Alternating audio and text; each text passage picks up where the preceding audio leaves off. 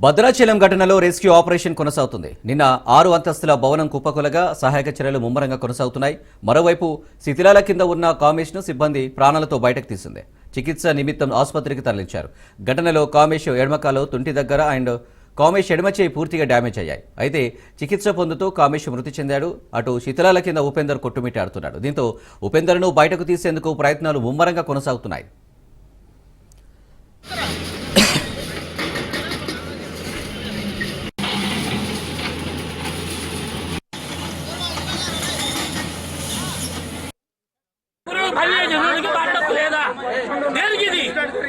ఈ సమాజంలో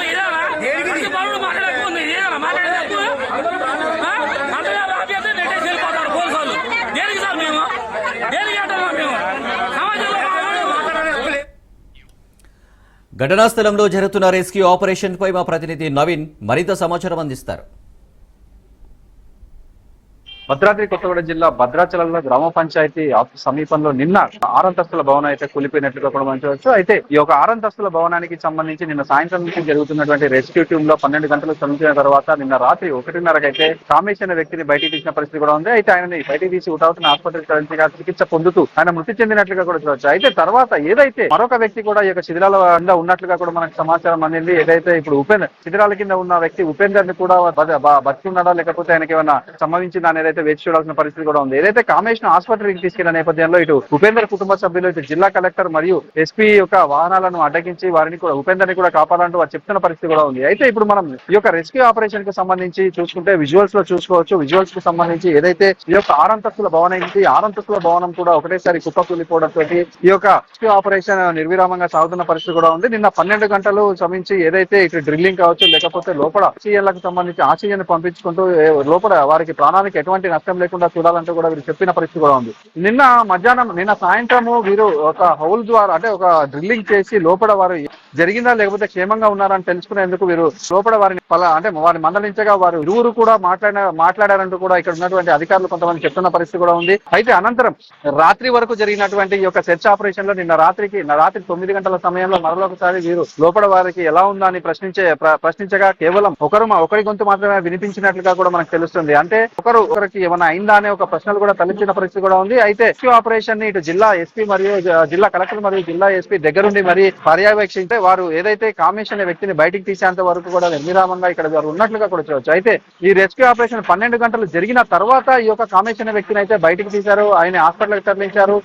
తరలించి ఆయన ఎడమ చెయ్యి మరియు ఎడమ కాలు ఈ యొక్క శిథిలాల కింద చిక్కుకుపోవడంతో అంటే చాలా శుభ్రమైన పరిస్థితి తీవ్ర రక్తస్రావంతో చనిపోయినట్టుగా కూడా మనకు తెలుస్తుంది. అయితే ఉపేందర్ కుటుంబ సభ్యులు కూడా ఈ యొక్క ఉపేందర్ ని కూడా కాపాడాలంటూ చాలా అంటే రెస్క్యూ ఆపరేషన్లు చాలా నిదానంగా సాగుతున్నాయంటూ వారు నిరసన కూడా వ్యక్తం చేసిన పరిస్థితి ఉంది. కలెక్టర్ వాహనాన్ని కూడా అడ్డగించి కలెక్టర్ న్యాయం చేయాలంటూ కూడా వారు డిమాండ్లు చేసిన పరిస్థితుల్లో కలెక్టర్ వాహనం దిగి మరి ఉపేందర్ ని తీసుకువస్తాము, నిర్విరామంగా ఈ రెస్క్యూ ఆపరేషన్ కొనసాగుతుందని ఆయన చెప్పిన పరిస్థితి. జిల్లా ఎస్పీ కూడా నిర్విరామంగా ఈ యొక్క రెస్క్యూ ఆపరేషన్ ని కొనసాగిస్తామని చెప్పిన పరిస్థితి ఉంది. అయితే ఈ రెస్క్యూ ఆపరేషన్ కి సంబంధించి ఇప్పటికే 3 బృందాలకు పైగా కూడా ఇక్కడ రెస్క్యూ ఆపరేషన్ లో పాల్గొంటున్నట్లుగా కూడా చూడవచ్చు. ఈ రెస్క్యూ ఆపరేషన్ లో ఇటు విజయవాడ నుంచి వచ్చినటువంటి డిఆర్ఏ బృందాలు కావచ్చు, ఐటీసీ రెస్క్యూ మరియు సింగరేణి రెస్క్యూ, పోలీస్ శాఖ వీరందరూ కూడా సంయుక్తంగా ఈ యొక్క రెస్క్యూ ఆపరేషన్ ని ముందుకు తీసుకుపోతున్నట్టుగా కూడా చూడవచ్చు. అయితే ఇప్పుడు కామేష్ ఏదైతే నిన్న సాయంత్రం వీరు నిర్ధారించుకున్న దాని ప్రకారం ఇద్దరిలో ఒకరు మాత్రమే బతికి ఉన్నారు అని నిర్ధారణకు వచ్చినట్లుగా మనకు సమాచారం తెలుస్తుంది. అయితే ఈ కామేష్ బయటికి కొనవూపురితోటి బయటకు వచ్చి హాస్పిటల్లో మృతి చెందడంతో ఉపేందర్ అనే వ్యక్తి ప్రాణాలతోటి ఉండడు అని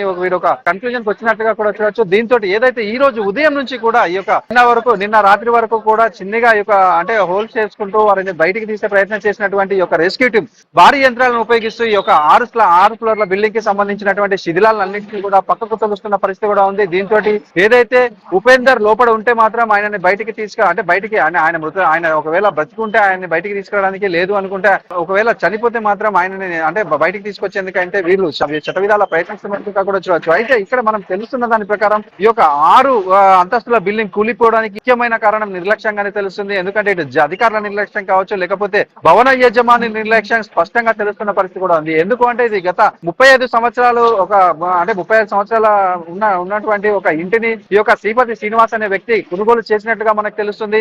అయితే అది అప్పటికే పాత భవనం. అయితే ఈ పాత భవనం మీద 5 అంతస్తులు వేశాడు అత్యాశతోటి. ఎందుకంటే ఇటు భద్రాచలం దేవస్థానం దక్షిణాయోధ్యగా పేరుగాంచింది. ఇక్కడికి వచ్చినటువంటి భక్తులకు వసతి ఈ ఏడాది కూడా ఒక చాలా కష్టంగా ఉంటుంది. మనం మొన్న చెప్పినట్టు చాలా సార్లు కూడా చెప్పిన పరిస్థితి కూడా ఉంది. ఏదైతే వసతి పరంగా ఇక్కడ భద్రాచలంలో సామాన్య భక్తులు అనేకమైనటువంటి ఇబ్బందులు ఎదుర్కొంటారు. దీనిని ఆసరాగా చేసుకుని ఇక్కడ ఉన్నటువంటి బడాబాబులు ఈ యొక్క ఇట్లాంటి నిర్మాణాలు చేసి డబ్బులు సంపాదించాలనే ఒక ఆశతో అయితే వీరి నిర్మాణాలు చేపట్టినట్లుగా మనకు తెలుస్తుంది. అయితే ఈ విధంగా ఏదైతే 6 అంతస్తుల భవనానికి సంబంధించి కేవలం G+2 కి మాత్రమే పర్మిషన్స్ ఉన్నాయి. కానీ ఒక G+2 కాకుండా అయినా G+5 వేసినట్టుగా కూడా మనకు తెలుస్తుంది. అయితే దీనికి సంబంధించి అధికారులు ఏదైతే మంత్రంగానే కేవలం ఒక నోటీసులు ఇచ్చి చేతులు దులుపుకునే ప్రయత్నం చేసినట్టుగా కూడా మనకు తెలుస్తుంది. ఎందుకంటే వారు ఈ యొక్క బిల్డింగ్స్ ని అయితే కూలగొట్టిన ఎక్కడా కూడా కూలగొట్టడానికి వాళ్ళు ప్రయత్నించలేదని కూడా తెలుస్తుంది. దీన్ని ఆశగా చేసుకున్నటువంటి ఈయన ఏదైతే శ్రీపతి శ్రీనివాస్ అనే వ్యక్తి బిల్డింగ్ కి సంబంధించి ఏదైతే వీళ్ళు వేసినటువంటి పిల్లర్స్ కి సంబంధించి, ఎందుకంటే 6 ఫ్లోర్ల బిల్డింగ్ ఉంటే ఖచ్చితంగా దీని 18x12 పిల్లర్ సైజులో ఉంటేనే 6 ఫ్లోర్లు మాత్రమే వేయాలి. కానీ వీరు 9x9